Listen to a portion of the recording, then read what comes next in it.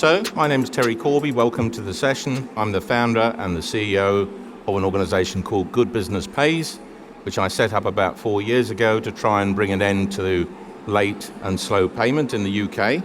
I hope over the next 40 minutes to be able to persuade you that this is an issue that I think is cultural more than it's to do with technology or anything to do with what the government might not or might do.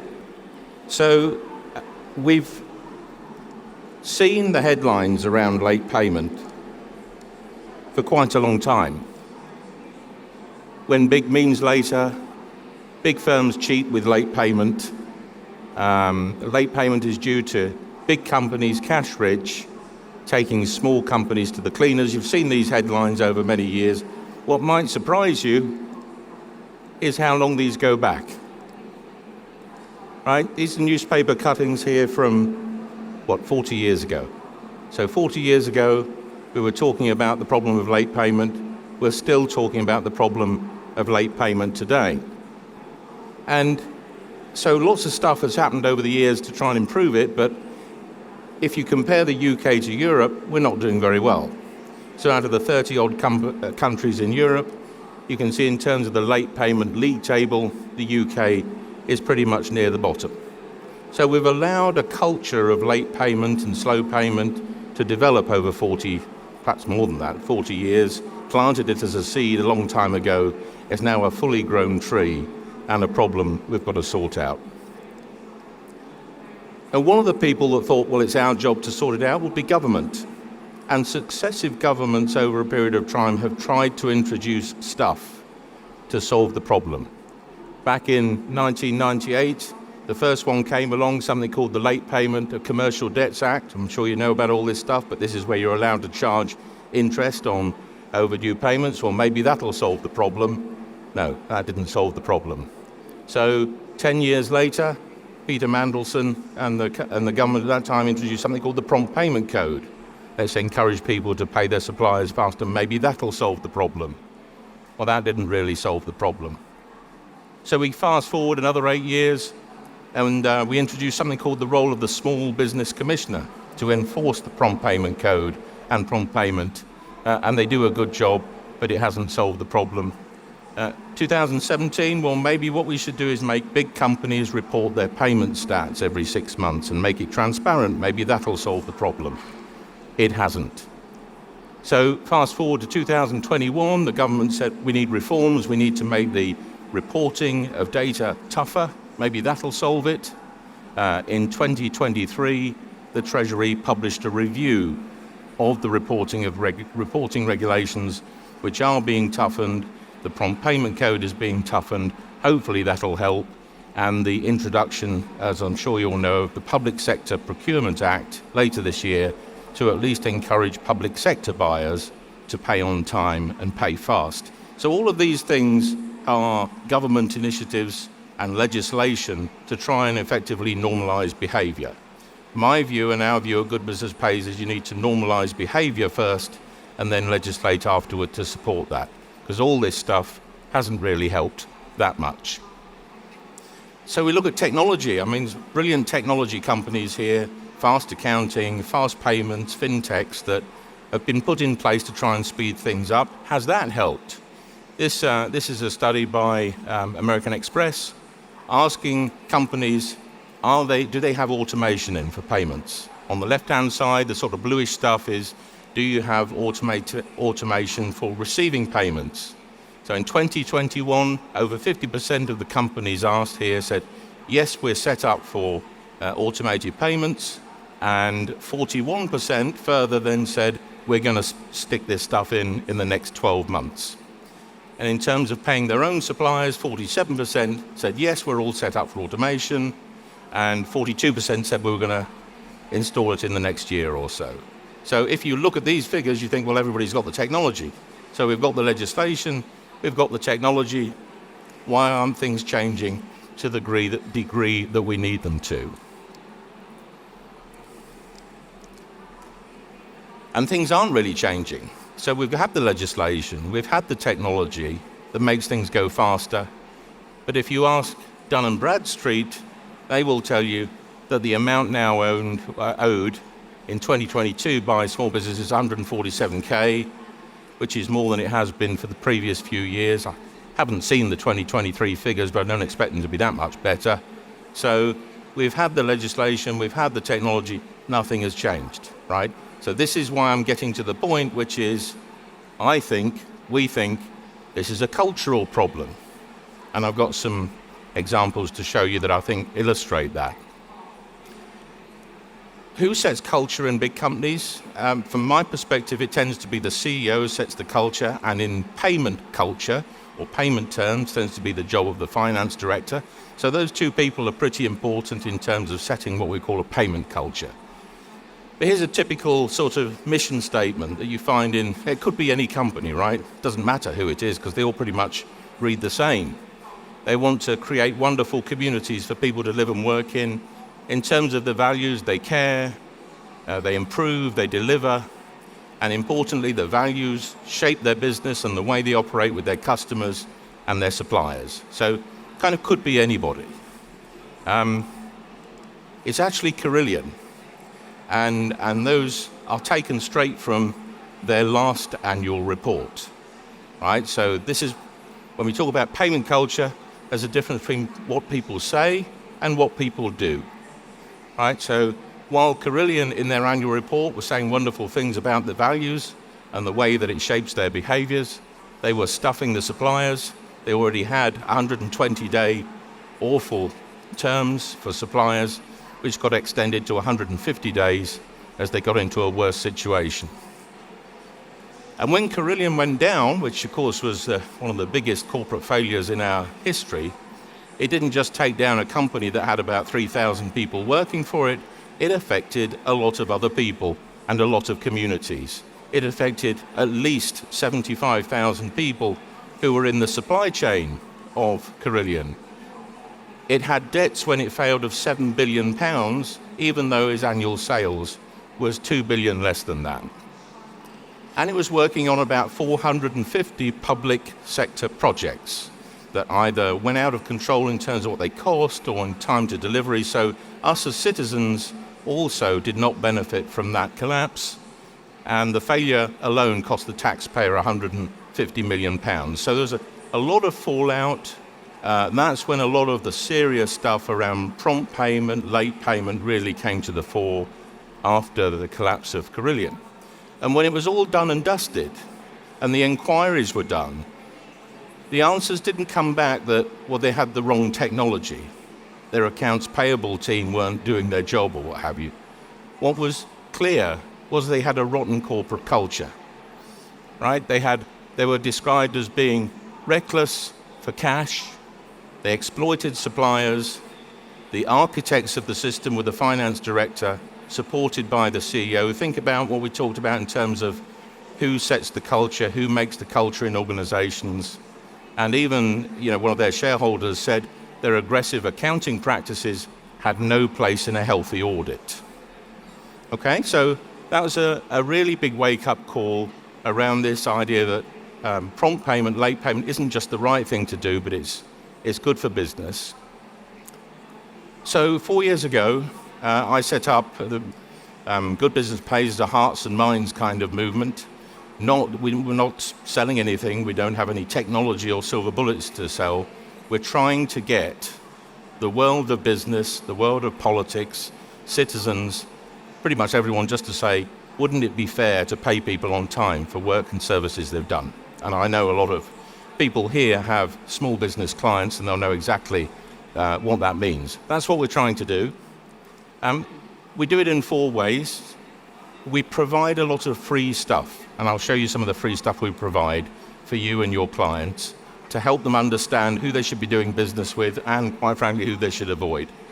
We try to influence a lot more faster payment, so we give awards to people who pay fast, and we try to reduce the amount of slow payers and late payers in the UK market.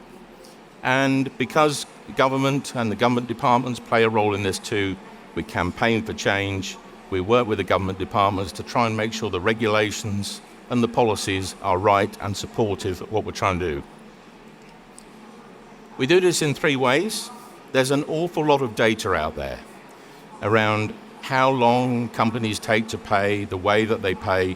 It's all in different places. There's a lot of data at the DBT, there's public sector reports, there's annual reports. We pull all of that stuff into one place. It's not that interesting. It's quite difficult to understand when you get it. Maybe not for an accountant, but for somebody who, like me, it's quite difficult to understand. So the second thing we do is we try to turn that data into insights that kind of regular people running small businesses and medium-sized businesses can understand. That might be league tables, it might be reports, and on our website there's a lot of free information. So we try and make it easy to access. And then the third thing we do is we try and use that insight to engage people through things like this, through podcasts, through various different awards ceremonies, just to try and get people thinking about what prompt payment, fast payment means. So what do we mean by slow and late payment? So you'll hear me talk about slow and late payment. Slow payment for us is kind of, just pick a number. We pick 87 days. Anything over 87 days is pretty slow. And on our website, you can see hundreds of companies that are slow payers. And we list them all out. And on the left-hand side, I just took a bit of a snapshot there of part of the list. And you can go on the website, have a look either by alphabetical order or by who's the slowest or what have you. You can see the slow payers on the left-hand side. Quite a lot of them paying in well over 120 days average. These are average days to pay. And then on the right-hand side, we talk about late payers. So late is, you told me you were going to pay in 30 days, it's now 31. It's 1 day late. So we list late separately to slow, and you can see a bunch of companies there. Just pick the top ones that pay almost 100% of their invoices late. Well, you can see all of that, and it's all up there. I say there are hundreds of them. And putting companies on these lists, it may sound like fun. It's not, by the way, all the time. You get lots of letters from grumpy people in legal departments. But when you put this stuff up, it does actually work, right? So one of the things I'll talk about is the payment behavior doesn't really change very much over time. It tends to stay the same. And so ABB have been bouncing between 50 and 70% of their invoices late for the past 5 or 6 years, which is when reporting actually started for them. We featured them on that late, slow list a couple of times, and all of a sudden they've dropped to 13%, right? 13%. So something happened, somebody wasn't happy, they made a phone call, said, let's fix it, it got fixed. And when you think about, we've got over 100 companies that have a chart that looks a bit like this.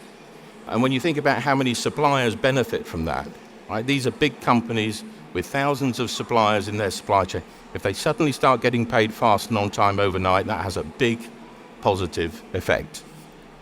The other thing that we do is we don't just sort of putting people in the stocks and throwing tomatoes at them. We also give awards to companies that pay fast. So companies that pay in less than 27 days, pay more than 95% of their invoices on time and do that for a full year, we award them. We give them a fast payer award.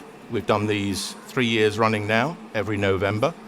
They're very popular. The first time we did them, there was only 100 or so companies that qualified for that. Only 5% of the companies that actually report qualified.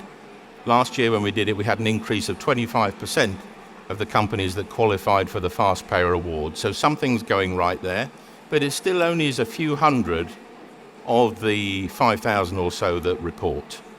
Yeah, so we've got a long way to go, but we do give them awards, and when we give them awards, we shout about it too. And people have never been given an award for paying on time or paying fast. But we said, why not? You know, why don't we recognize that? And so this is some of the stuff that we give the companies that pay fast. They show off about it. Their suppliers love it. Their employees love it. It's a motivational thing. Direct Line put it in their annual report as one of their ESG achievements, etc. Very popular, right? Why not? Now, I also talked about payment behavior doesn't really change over time. And one of the things we were asked to do a couple of years ago was, could we put companies that are in the same line of business alongside each other to see how they behave differently? And this is how we do it, because we've been collecting payment data now for 7 years. And these bar charts show in green the percentage of invoices that are paid in under 30 days. in orange 31 to 59, and then red over 60. And so on the right-hand side, you've got two water companies doing exactly the same thing, next-door neighbours actually in the north of England, with United Utilities paying most of their invoices within 30 days, and Yorkshire Water not doing that. And on the left-hand side, you can see Joe Malone paying most of their invoices very, very fast, and ASOS, who you would think would be quick, right, it's a digital player in that space, getting worse over time and not doing that. So this is a very interesting set of data that you can use with companies to say, how do you stack up against your competition? These things don't change very much, as I say, except if maybe a new CEO comes in, so the culture changes, or there's a merger acquisition where you get a new culture that approaches supplier payment differently, or Good Business Pays puts you in the newspaper and then it changes, right? So that's when things change.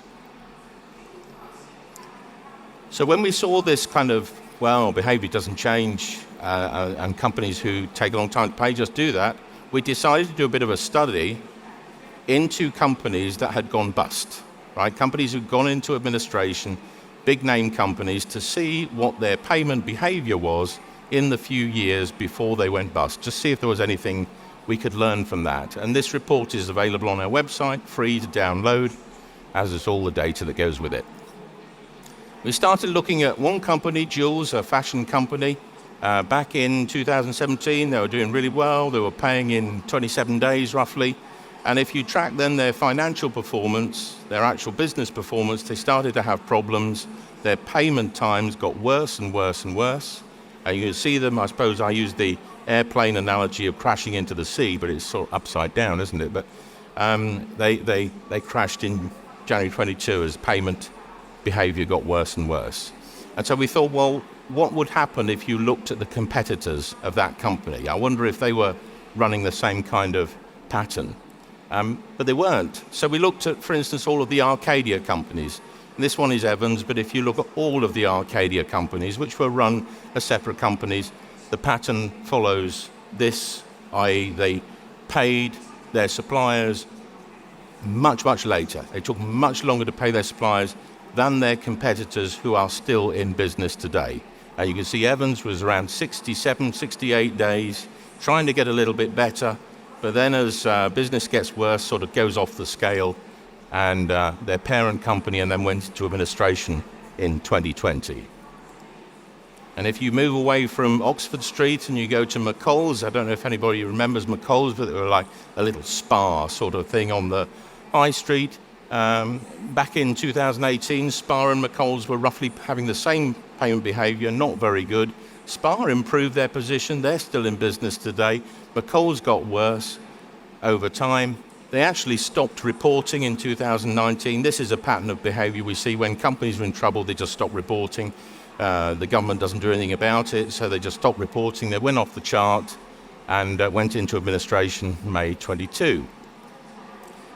In the airline industry, same again with Flybe, same again.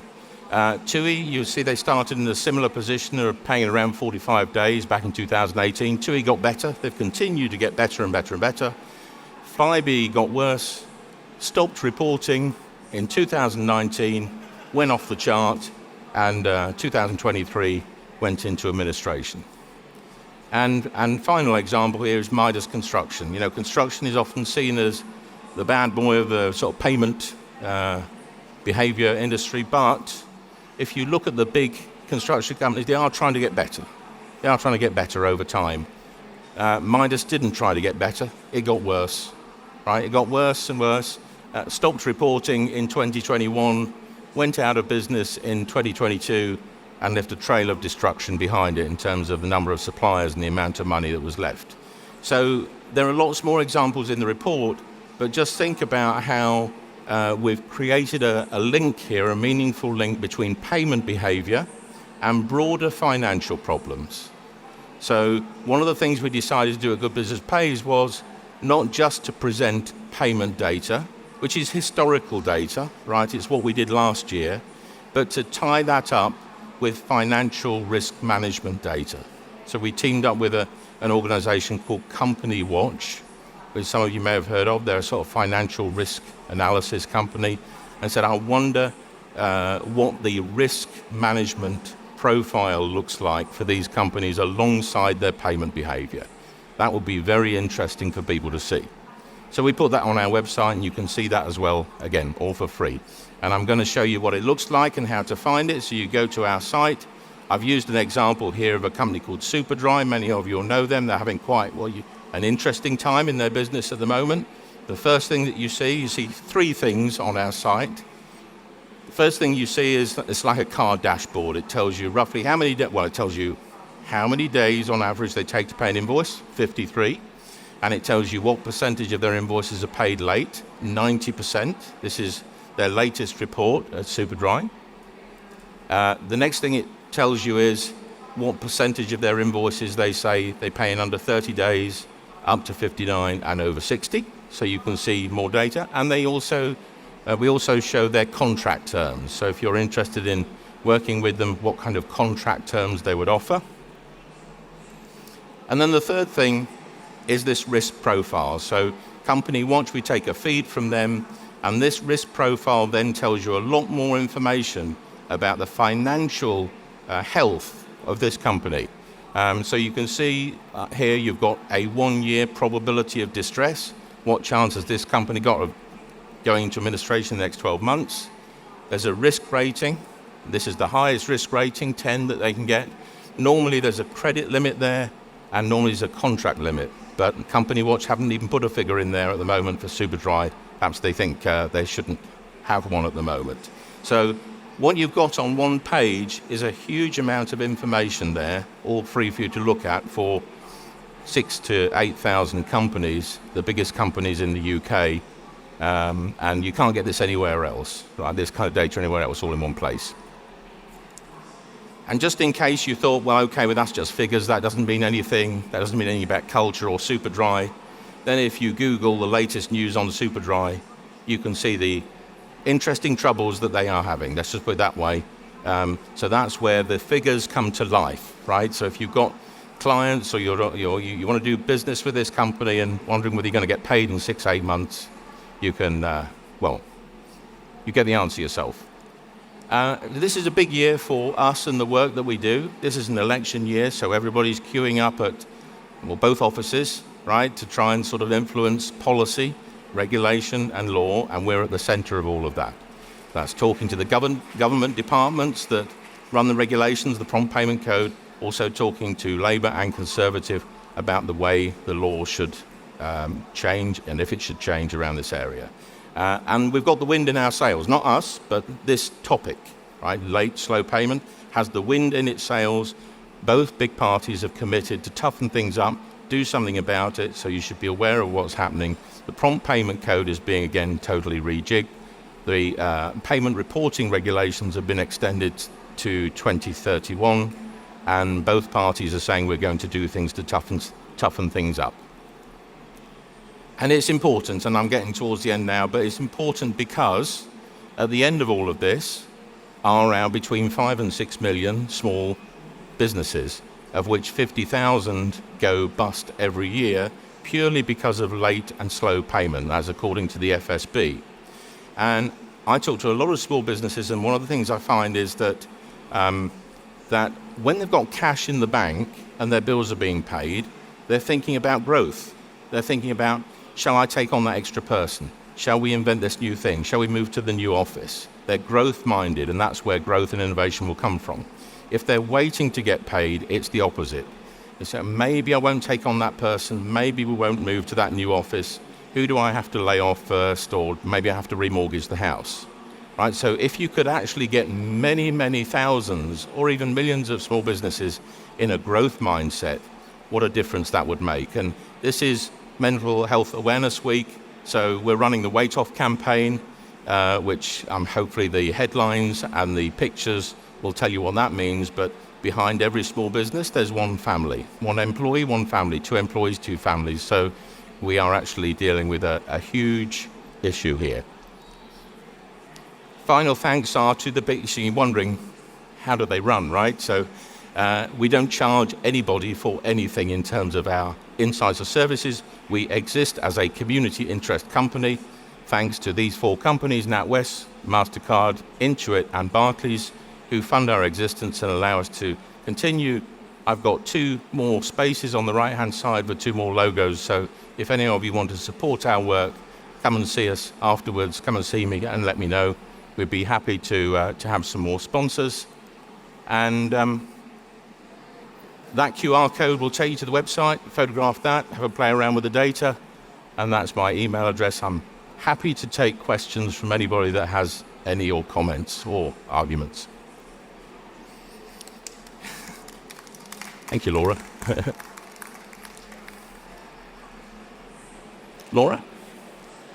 Laura Burley from Xero. Thanks, Terry. That was really interesting. So I'm from Xero, Laura Burley. I do the government relations for Xero. Obviously, we operate across the world, so we're seeing lots of other governments looking to the UK to see what they're doing on late payments, because some of the other governments are looking at regulation, but what they're not looking at is the transparency of the data. So I think what you're doing is really unique and incredible, and how do we emulate that and get others across the world to do what you're doing? Are you going to go global? Yeah. How do we get others to do what? Well, others want to do what we are currently doing. So in Australia, in New Zealand, in Europe, and I'm seeing in the US as well now, a lot of interest in the work that we're doing to highlight poor payment. We ran one of our watch lists back in January, and we've been having a go at Coca-Cola for quite a long time because their average payments were 127 days. And as a result of our stuff being published in Fortune magazine, they've said we're going to pay our small suppliers, wait for it, in Great Britain in 30 days. So my point is, well, why can't you pay the suppliers in Australia, in New Zealand, in France, in Germany, etc., Ireland? You know, just pay them everywhere in 30 days. That would be better. So there is, small businesses everywhere face this problem of late and slow payment. The difference we have in the UK is that a long time ago somebody said people should report on their payment performance times. And we're one of the few countries, one of only a couple of countries in the world where big companies actually are transparent about how long it takes them to pay. Everywhere else it's the Wild West. So what we've got to do is to sort of normalize the behavior of prompt payment, and many countries are interested in doing that, but they'll have to find a different way of doing it than using data. Using data, which is their own reported data, is the only thing that probably keeps me out of jail, right? Because I couldn't make this stuff up and get away with it. These are their own reported figures. So if anybody has any connections outside the UK that wants to do this somewhere else, then again, come and talk to me, because we're very interested and we are connected to those countries. Any other questions? Then thank you for coming.